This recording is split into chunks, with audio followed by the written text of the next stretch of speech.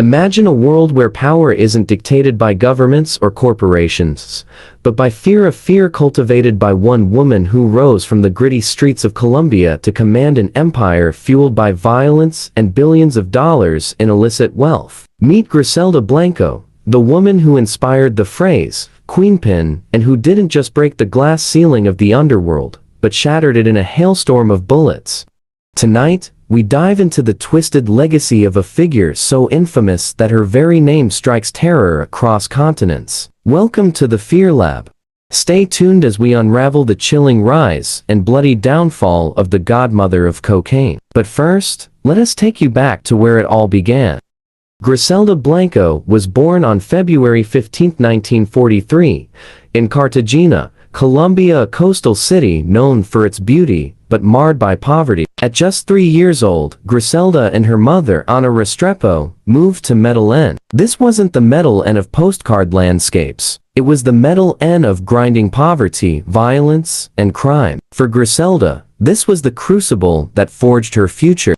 Even as a child, her potential for violence showed terrifying promise. A chilling anecdote from her youth reveals how, at the tender age of 11, she kidnapped a boy from an affluent neighborhood, attempted to ransom him, and when negotiations faltered, killed him without hesitation. This was no ordinary child. Griselda was born into darkness and would grow to master it. Her teenage years were a blur of petty theft and survival. Running away from home at 19 to escape abuse, Griselda plunged headfirst into the criminal underworld, cutting her teeth on the dangerous streets of Medellin. But what was it about her that made her not just a survivor, but a conqueror of this brutal realm?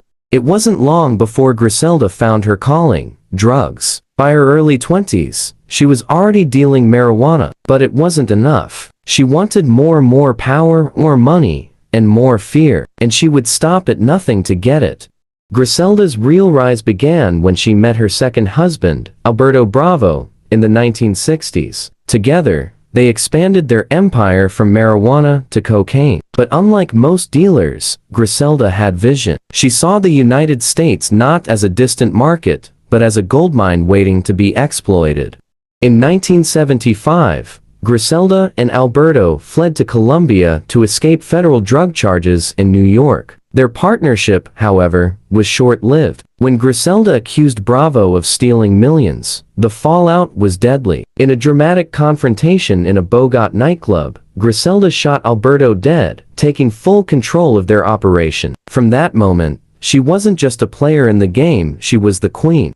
Griselda's empire exploded during the 1980s Miami drug wars, a period of chaos marked by blood-soaked streets and astronomical cocaine profits. At its peak, her network smuggled tons of cocaine into the U.S., earning an estimated $80 million per month. But her success wasn't just about drugs, it was about fear. Griselda enforced her will with ruthless efficiency, ordering hits with chilling precision.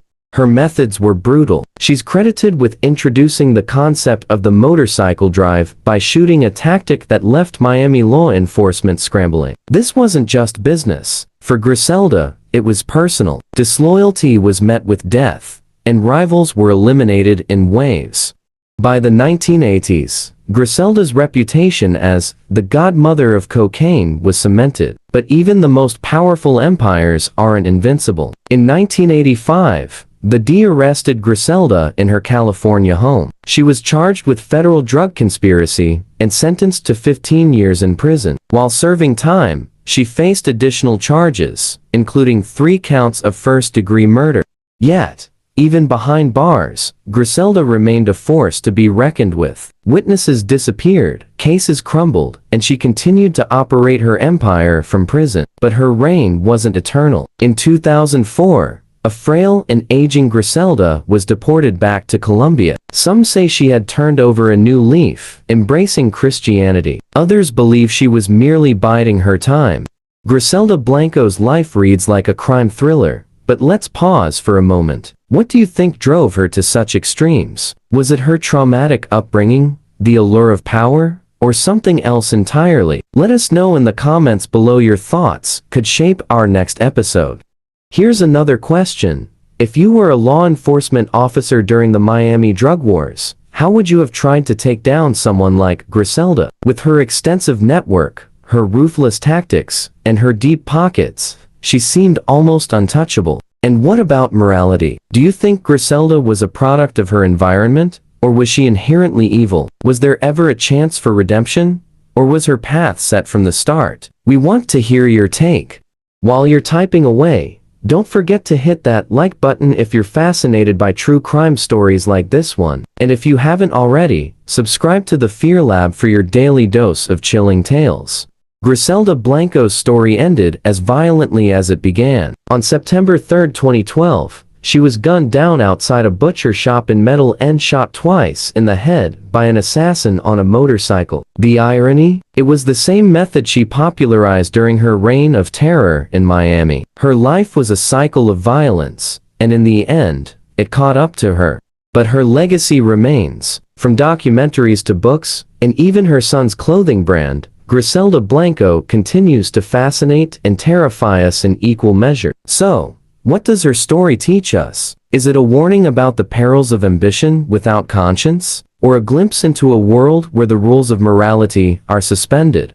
If you found this story as gripping as we did, give this video a thumbs up and share it with friends who love true crime. Don't forget to comment below with your thoughts on Griselda's rise and fall. And most importantly, subscribe to the Fear Lab for more stories that delve into the darkest corners of human behavior. Until next time, stay curious, stay cautious, and as always, beware the shadows.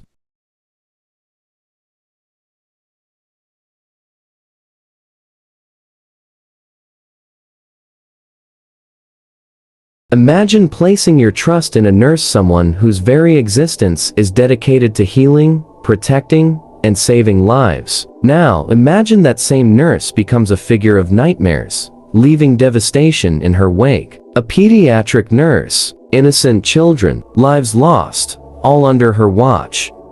This is the chilling story of Genene Jones, a woman who turned hospital rooms into death chambers. Known as the Angel of Death, she didn't just take lives, she shattered families, twisted the essence of trust, and sent shockwaves through the medical world. What drove a trusted healer to become a cold-blooded killer? And how did she manage to evade suspicion for so long? Prepare yourself for one of the darkest tales in modern medical history.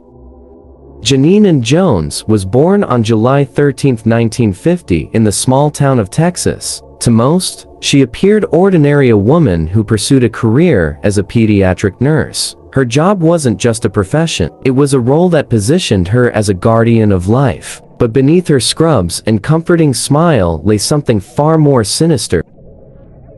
By the late 1970s, Jones was employed at Bexar County Medical Center Hospital in San Antonio, Texas. Her career as a pediatric nurse seemed promising, but her actions would soon reveal a different narrative.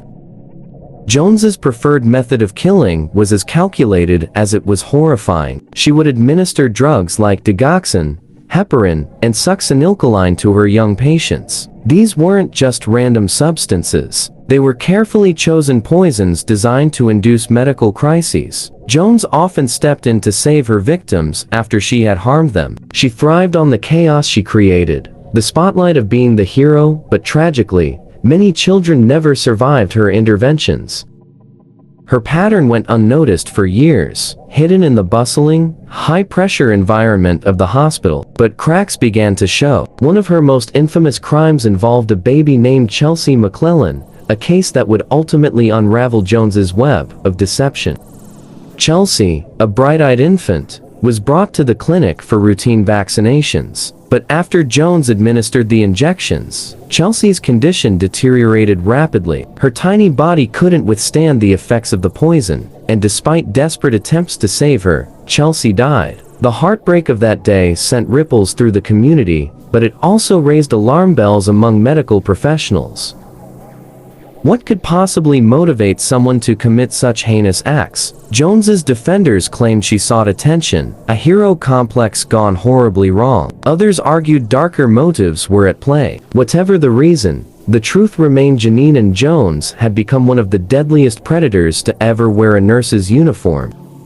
The investigation into Jones's actions began quietly, but quickly gained momentum. Suspicion first arose when a doctor noticed something unusual: a puncture mark on a bottle of succinylcholine, a drug used to paralyze muscles during surgery. This discovery hinted at tampering, and Jones was among those with access to the medication.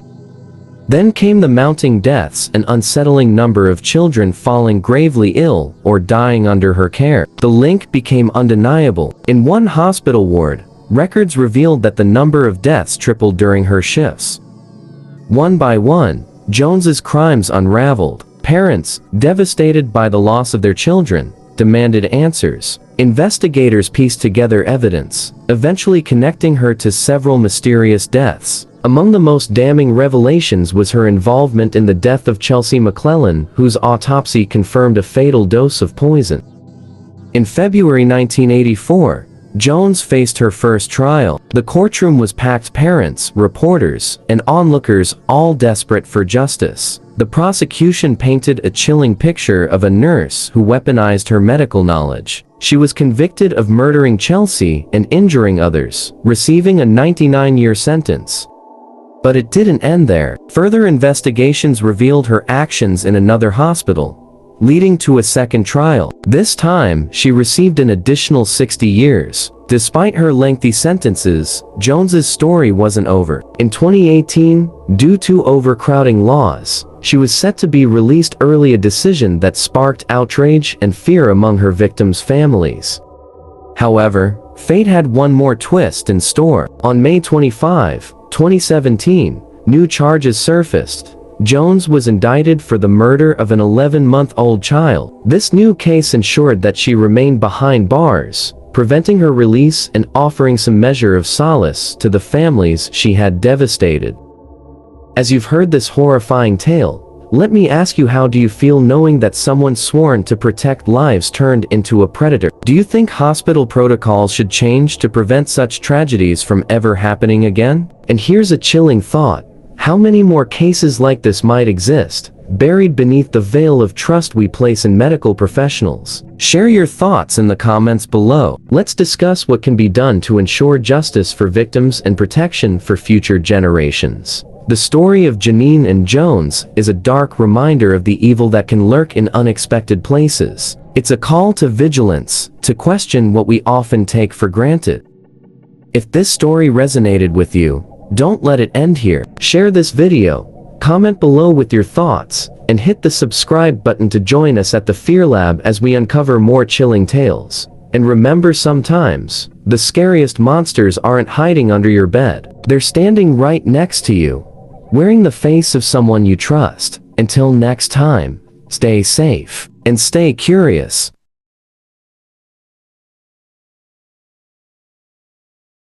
Have you ever trusted someone so completely that you couldn't see the danger right in front of you? Now, imagine that someone is a charming widow, offering you love, comfort, and the promise of a new life. You step onto her farm, your pockets filled with everything you've saved, your heart full of hope. But you never leave. This is the story of Belle Gunness, the butcher of La Porte, a woman who turned her Indiana farmhouse into a graveyard for more than 40 victims. A master of deception, Belle vanished without a trace, leaving behind only questions, shattered lives, and a legacy of terror. Tonight, on the Fear Lab, we unravel the twisted mind of one of the most prolific female serial killers in history. Buckle up, because this story is not for the faint of heart. Are you ready to walk through the fog of history and uncover the chilling truth? To understand how Belle Gunness became a cold-blooded killer, we must first step back in time to her roots. Belle Gunness was born Brynhild Paulsdatter on November 11, 1859, in the small, picturesque village of Selbu, Norway. Life in Selbu was harsh, especially for families like Belle's. Her father, a stonemason, worked tirelessly, but the family struggled to make ends meet. Despite these hardships, Belle was ambitious, hungry for a life beyond the confines of her rural upbringing. Stories circulated that even as a young girl, Belle exhibited unusual traits, an uncanny ability to manipulate those around her, and a cold detachment when it came to empathy. At the age of 22, Brynhild left Selbu for America, changing her name to Belle Gunness to blend into her new surroundings.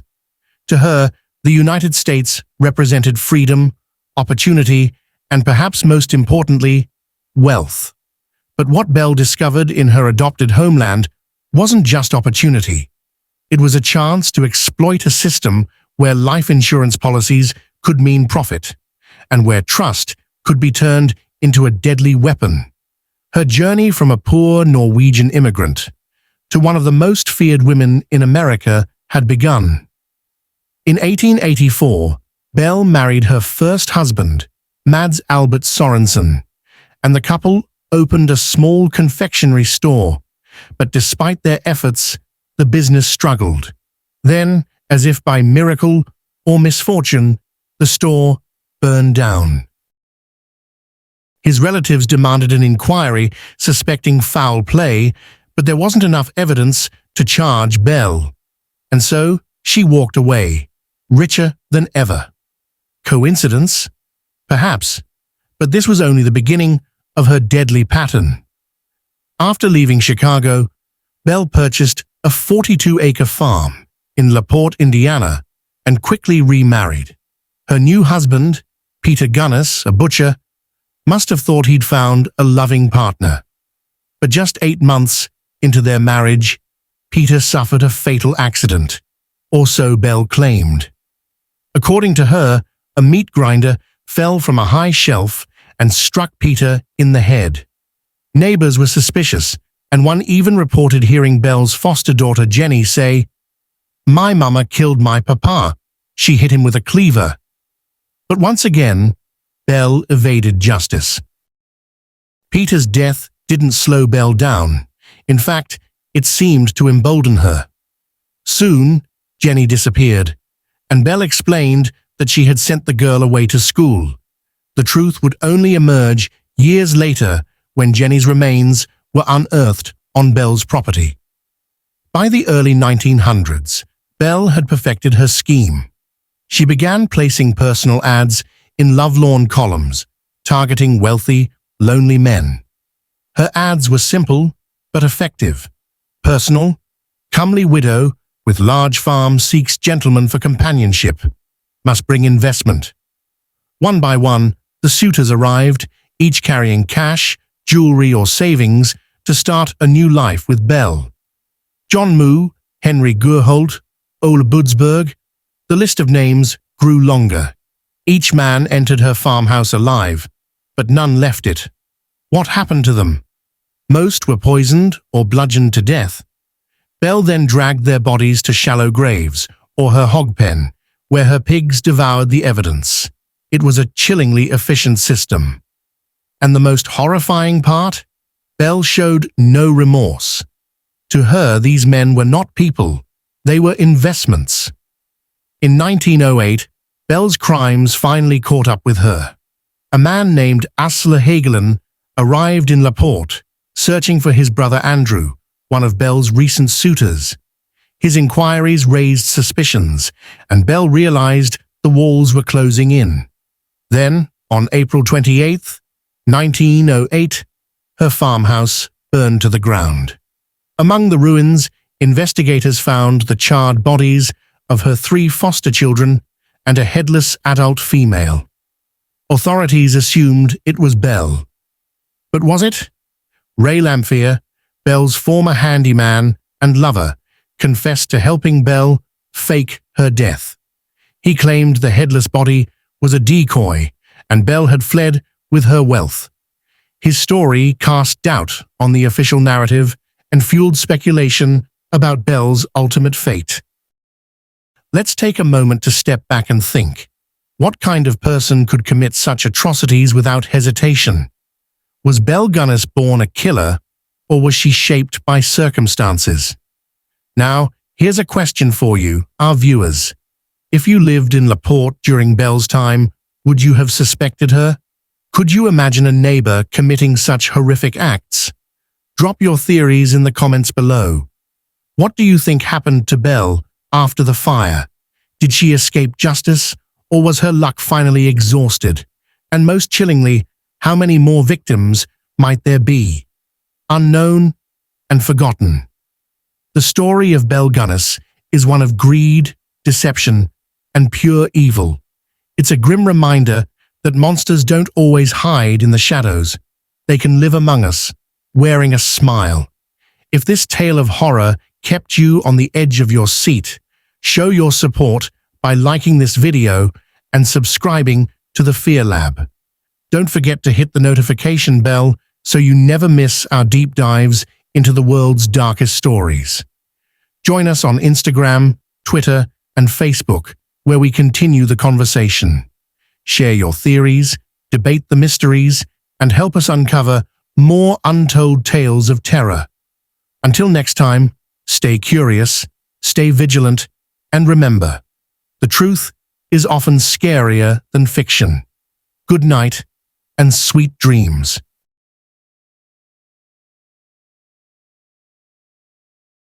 Picture this, a sleepy South Carolina neighborhood where the chirping of crickets at night is the loudest sound you hear. A place where people take evening strolls, exchange friendly waves, and trust that their neighbors are just like them. Ordinary, peaceful, safe. Now imagine waking up to the news that your new neighbor isn't ordinary at all. That the woman moving in next door, Kathy Wood, has a past so dark, so horrifying, it could haunt your dreams. Kathy Wood isn't just any ex-convict. She's a convicted murderer. One half of the lethal lovers duo who terrorized a nursing home in Michigan, leaving a trail of death and despair in their wake. For months, Kathy and her partner, Gwendolyn Graham, played a deadly game, murdering helpless elderly patients for their twisted pleasure. Their victims weren't just numbers. They were people, human lives snuffed out by women who were supposed to care for them. And now, after serving 30 years in prison, Kathy is free. Free to live among unsuspecting neighbors, free to shop at the same stores, and free to try to rebuild her life. But can someone who took part in such cold-blooded killings ever truly change? Can a heart so dark ever be redeemed? Today, we're diving into one of the most chilling cases in true crime history. This is the story of love, manipulation, and murder. The story of Kathy Wood and Gwendolyn Graham, the lethal lovers of Alpine Manor. In 1985, Alpine Manor wasn't just a nursing home. It was a final refuge for the elderly. Nestled in Grand Rapids, Michigan, it served as a place where families entrusted their loved ones to the care of compassionate professionals. Or so they thought. It was here that Kathy Wood began her job as a nurse's aide. Described by co-workers as friendly and outgoing, Kathy was a single mother in her mid-20s, navigating life after a difficult marriage. She claimed to have endured an abusive childhood and found solace in escaping into books and solitude. At Alpine Manor, Kathy met Gwendolyn Graham, a fellow nurse's aide who was 5 years younger. Gwendolyn was bubbly and outgoing, with a dark sense of humor that intrigued Kathy. The two quickly became inseparable. Their connection, however, went beyond a simple workplace romance. Kathy and Gwendolyn's relationship was intense, obsessive even. They made a pact to love each other forever and 5 days, a phrase that would later haunt investigators. It was a relationship fueled not just by passion, but by a shared darkness that would soon manifest in unthinkable acts. The victims were some of the most vulnerable members of society, elderly residents suffering from dementia.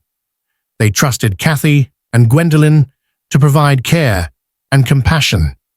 Instead, they became pawns in the duo's twisted games. According to Kathy, The murders began in January 1987. Gwendolyn would smother their victims with washcloths, ensuring there were no marks. Kathy's role? She claimed she was merely the lookout, the one distracting other staff members while Gwendolyn carried out the killings. But why? Why would two women who seemed ordinary commit such heinous crimes? For fun. That's what Kathy would later tell investigators. The murders were a way to strengthen their love bond.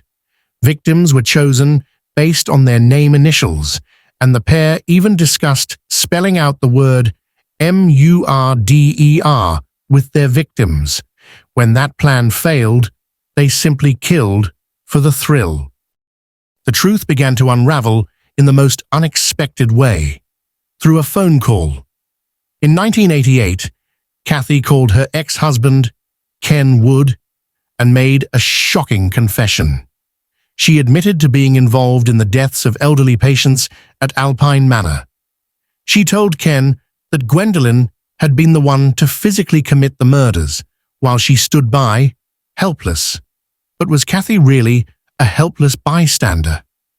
Ken struggled with the information, torn between loyalty to his ex-wife and the growing realization of what these confessions meant. 14 months later, Ken decided he could no longer stay silent. He reported Kathy's confession to the police, igniting an investigation that would shock the nation. Detectives examined the records of 40 patients who had died during Kathy and Gwendolyn's time at Alpine Manor. Of those, 8 deaths were flagged as suspicious. 2 bodies were exhumed, revealing evidence of suffocation. Kathy, faced with the possibility of a life sentence, agreed to testify against Gwendolyn in exchange for a plea deal. She painted herself as a reluctant participant, manipulated by Gwendolyn's influence. But retired Detective Roger Kaliniak saw things differently. He believed Kathy was the true mastermind, orchestrating the murders while letting Gwendolyn do the dirty work. In court, Kathy's testimony sealed Gwendolyn's fate. Gwendolyn was convicted of 5 counts of first-degree murder and sentenced to life in prison without parole. Kathy, on the other hand, received a reduced sentence of 20 to 40 years. Yet questions lingered. How many victims were there really? Were the 5 murders Kathy confessed to just the tip of the iceberg? And most chilling of all, was Kathy truly a bystander? Or was she the puppet master? Now it's your turn, Fear Lab family. What do you think? Was Kathy Wood an unwilling accomplice, manipulated by Gwendolyn's influence? Or was she the mastermind, hiding behind a carefully crafted story? Leave your thoughts in the comments below. And here's another question. Can someone like Kathy Wood truly be rehabilitated? Should society give her a chance at redemption? Or does her past prove she's beyond saving? What would you do if you discovered Kathy Wood was your neighbor? Would you confront her, warn others, or try to move away quietly? Let's discuss in the comments. Your opinions make this community what it is, a space where we explore the darkest corners of humanity together. The story of Kathy Wood and Gwendolyn Graham is a haunting reminder of the evil that can lurk behind seemingly ordinary faces. It's a story of love twisted into obsession, care turned into cruelty, and trust shattered by betrayal. As Kathy reintegrates into society, one question remains. Will she stay in the shadows, or will her dark past resurface? If you found this story as haunting as we did, make sure to subscribe to the Fear Lab for more in-depth explorations of humanity's darkest tales. Don't forget to like this video, share it with fellow true crime enthusiasts, and ring the notification bell to join us on our next investigation. Until then, stay vigilant, stay curious, and remember, the scariest monsters are the ones who look just like us.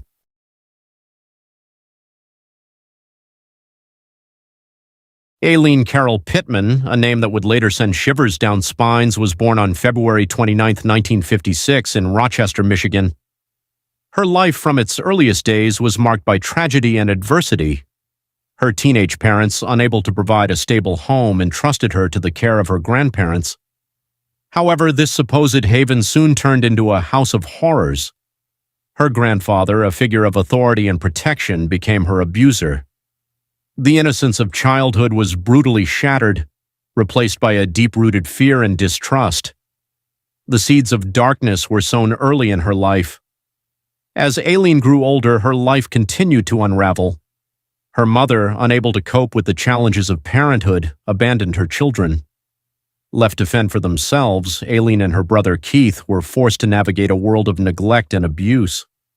The scars of her traumatic childhood were profound. Aileen's teenage years were a tumultuous period marked by violence, desperation, and a desperate search for love and belonging. She turned to sex work, a desperate attempt to survive, a stark reflection of the harsh reality she faced. Her early adulthood was a chaotic whirlwind of petty crime, substance abuse, and failed relationships. She drifted from place to place, seeking solace and escape from the demons that haunted her. Her troubled past cast a long shadow over her future, shaping her into a woman consumed by darkness.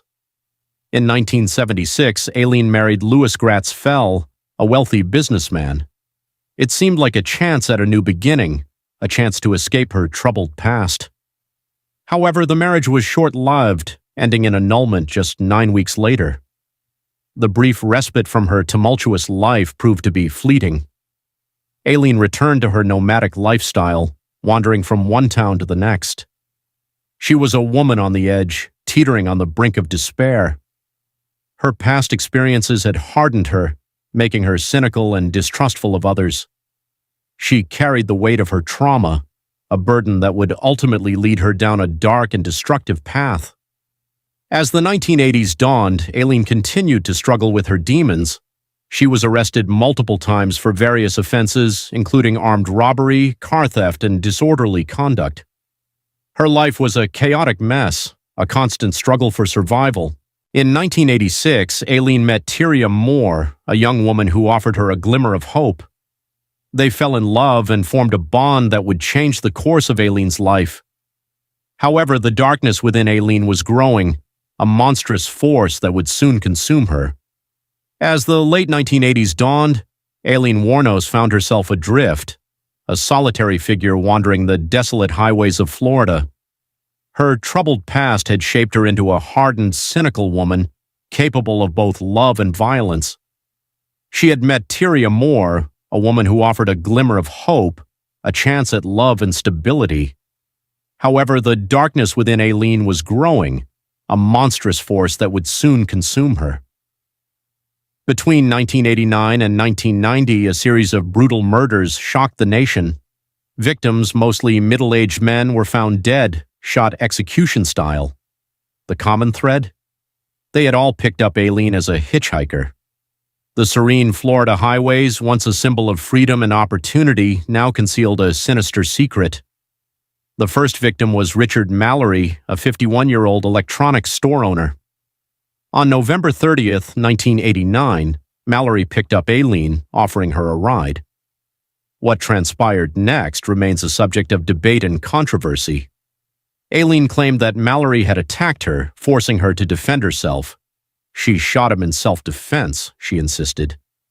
However, the evidence painted a different picture. The bodies of 5 other men were discovered over the next year, each one a chilling reminder of the darkness that had taken hold of Aileen. David Andrew Spears, a construction worker, Charles Edmund Carskadden, a rodeo rider, Troy Eugene Burris, a salesman, Charles Richard Humphreys, a retired Air Force major, and Walter Geno Antonio, a trucker and security guard, all met a violent end at the hands of Aileen. Aileen's modus operandi was chillingly simple. She would lure unsuspecting men into her car, offering them sexual favors in exchange for money. Once they were alone, she would draw her weapon and execute them, often stealing their belongings. Her victims were typically middle-aged men, vulnerable and unsuspecting. The question of Aileen's motives remains a subject of much debate. Was she a cold-blooded killer driven by a desire for power and control? Or was she a victim of circumstance, a woman forced to defend herself against violent and predatory men? Her claims of self-defense added a layer of complexity to the case, raising questions about the nature of consent, victimhood, and the blurred lines between predator and prey. The media frenzy surrounding Aileen's crimes intensified as the number of victims grew. She became a symbol of fear and fascination, a figure who embodied the dark side of human nature. The public was captivated by her story, eager to understand the motivations behind her horrific acts. As the investigation unfolded, law enforcement agencies across Florida were on high alert. The serial killer was on the loose, terrorizing the state's highways. The pressure was on to apprehend the culprit before more lives were lost. Aileen's luck ran out on January 9, 1991. She was arrested at a biker bar in Port Orange, Florida. The evidence against her was overwhelming. Her fingerprints were found on the car of one of her victims, and witnesses placed her at the crime scenes. The arrest of Aileen Wuornos marked the end of a terrifying chapter in Florida's history. The woman who had once been a victim of abuse and neglect had become a predator, a killer who had taken the lives of innocent men. Her story is a chilling reminder of the dark side of human nature and the devastating consequences of violence. The arrest of Aileen Wuornos marked the beginning of a high-profile legal battle that would captivate the nation.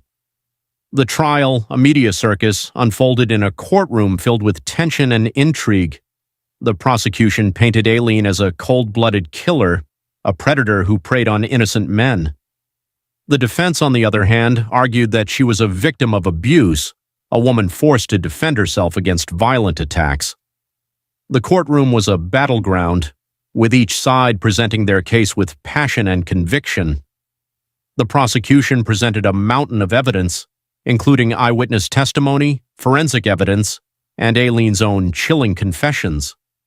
They argued that Aileen had lured her victims, often posing as a sex worker before executing them in cold blood. Aileen's defense team, led by a team of experienced attorneys, sought to humanize their client. They delved into her troubled past, highlighting her history of abuse and neglect. They argued that her actions were a desperate attempt to survive, a desperate act of self-preservation in the face of violence and exploitation. One of the key issues at the heart of the trial was the question of Aileen's mental state. Defense experts argued that she suffered from mental illness, including borderline personality disorder and dissociative disorder. They suggested that her troubled past had left her emotionally scarred, making her vulnerable to impulsive and destructive behavior. However, the prosecution countered that Aileen was fully aware of her actions and the consequences of her crimes. They argued that she was a calculating and manipulative individual who had carefully planned her murders. As the trial progressed, the public was captivated by the dramatic courtroom proceedings. The media frenzy surrounding the case intensified, with every twist and turn reported in lurid detail. Aileen, once a marginalized figure, had become a household name, a symbol of both fear and fascination. The jury deliberated for several days before reaching a verdict. On January 27, 1992, Aileen Wuornos was found guilty of first-degree murder in the killing of Richard Mallory. The verdict was a devastating blow to the defense, who had fought hard to prove their client's innocence. The sentencing phase of the trial was equally dramatic. The prosecution argued that Aileen was a dangerous individual who posed a threat to society. They called for the death penalty, arguing that she should pay the ultimate price for her crimes. The defense, on the other hand, pleaded for mercy, citing her troubled past and mental illness. Ultimately, the jury sentenced Aileen to death. The sentence was met with mixed reactions from the public. Some people celebrated the verdict, believing that justice had been served. Others expressed sympathy for Aileen, arguing that she was a victim of circumstance. In the aftermath of the trial, Aileen continued to maintain her innocence, insisting that she had acted in self-defense. She wrote letters to friends and family expressing her remorse and regret. She also wrote to various authorities seeking clemency and a new trial. Aileen's case raised important questions about the nature of victimhood and the complexities of human behavior.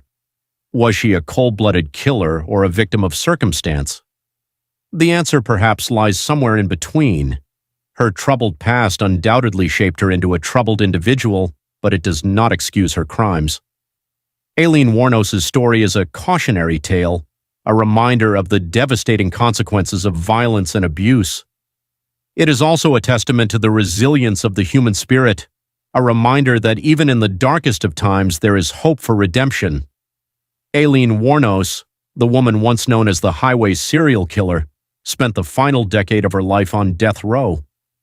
Her days were a monotonous cycle of confinement, punctuated by the occasional visit from a lawyer or a spiritual advisor. The weight of her crimes and the impending execution cast a long shadow over her existence. Despite her grim circumstances, Aileen continued to maintain her innocence. She insisted that she had acted in self-defense, that her victims had attacked her first.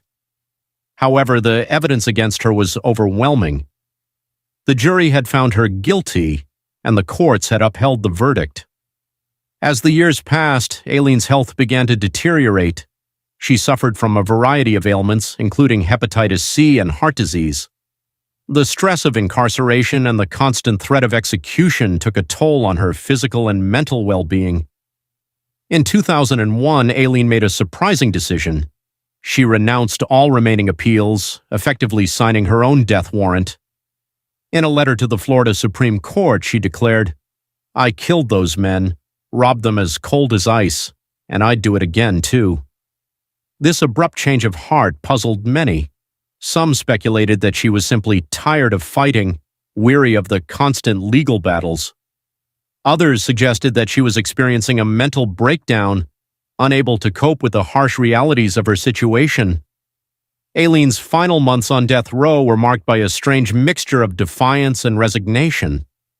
She continued to maintain her innocence, even as her execution date drew near. She also expressed a newfound interest in spirituality, spending hours reading religious texts and meditating.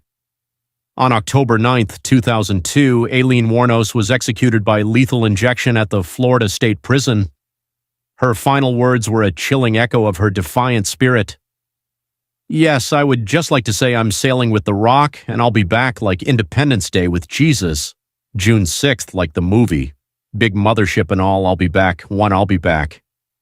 Aileen Wuornos' execution marked the end of a tragic chapter in American history. Her life was a tale of abuse, neglect, and violence, a story that continues to fascinate and disturb. The question of her guilt or innocence remains a subject of debate, a mystery that may never be fully solved. In the years since her death, Aileen Wuornos has become a cultural icon, inspiring books, movies, and documentaries. Her story has been analyzed and interpreted from a variety of perspectives, each offering a different insight into her complex character. Some see Aileen as a victim of circumstance, a woman who was driven to violence by a lifetime of abuse and neglect. Others view her as a cold-blooded killer, a monster who preyed on innocent men. The truth, as always, is likely somewhere in between. Aileen's legacy is a complicated one. She was a troubled soul, a woman who struggled to find her place in the world. Her life was marked by pain and suffering, a constant battle against adversity. In the end, she was consumed by darkness, a victim of her own demons. The story of Aileen Wuornos is a cautionary tale, a reminder of the devastating consequences of violence and abuse. It is also a testament to the resilience of the human spirit, a reminder that even in the darkest of times there is hope for redemption. Aileen Wuornos' death did not mark the end of her story. Her legacy lives on, a haunting reminder of the darkness that can lurk within the human heart.